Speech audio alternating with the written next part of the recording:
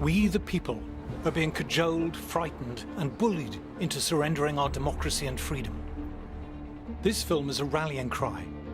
We must fight for our independence, for the right to determine ourselves, the laws under which we live, and for the freedom to shape our own future. This is the most important voting decision that any of us is going to make in our lifetime. With general elections, it doesn't really matter who you vote for, Conservative or Labour, because you know that in 4 years' time, you can change your mind. This time you can't change your mind.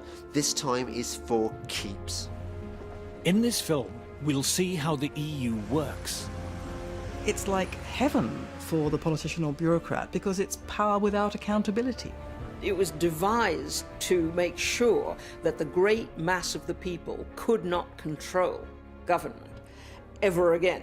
The EU is turning into a dictatorship, and this is not overstating it.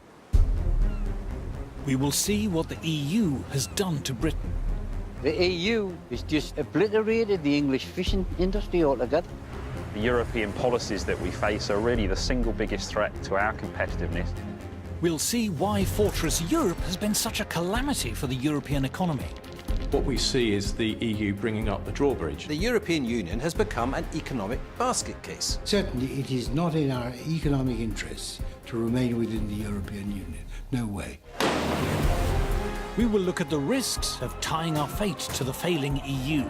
Extremism at both ends is being fostered by the anti-democratic nature of the European Union. Far from being safer for us to be in the EU, there are dangers that go along with us being members of the EU, being dragged into situations we don't want to get in. And we'll look at how independence could transform Britain. We have huge scope for creating vast numbers of new jobs.